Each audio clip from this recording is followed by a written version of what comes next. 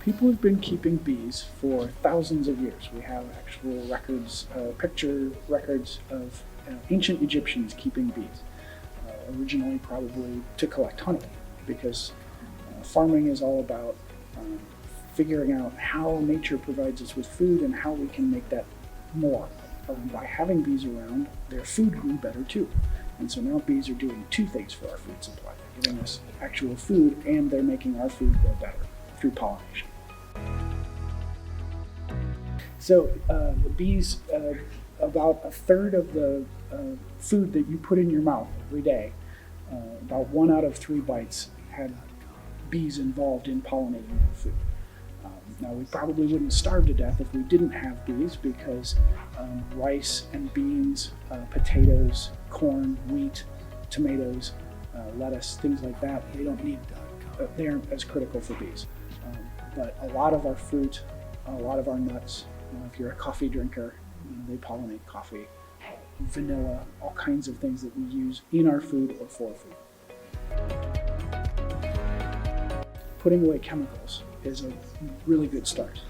We use a lot of pesticides around our homes. If you've got slugs on your tomatoes that you worked so hard to grow and you try to kill those slugs, the pesticide doesn't just kill the slugs. The bees that are landing on those flowers are getting infected as well. If grandma's roses have aphids on them, don't just reach for the pesticides. There are other ways that we can solve those problems. Other chemicals that we use, things that kill plants. We don't like clover and we don't like dandelions in our yards. Well, guess which two things bloom first in the spring? Clover and dandelions.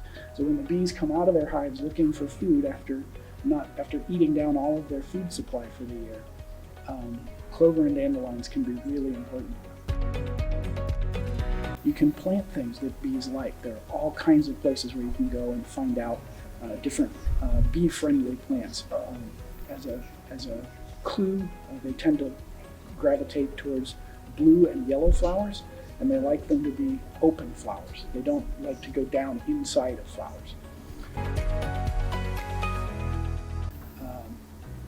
Trees. There are all kinds of trees that they like as well. The linden tree, the apple tree. The apple tree gives you something back in addition to feeding the bees. The poplar tree. These are all good things that you can do as well. The main thing is just to not be afraid of bees. Yes, bees sting. They can sting. But most of the time, if you've been stung, it actually wasn't by a bee, it was by a wasp. It was by a yellow jacket, which kind of looks like a bee, but it's not. They're much more aggressive. The honeybee is very much not an aggressive attacker. So a hive like this would hold, when active, about 40,000 bees.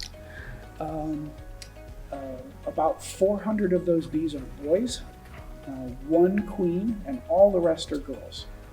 It's the girls who do almost all of the work around the hive.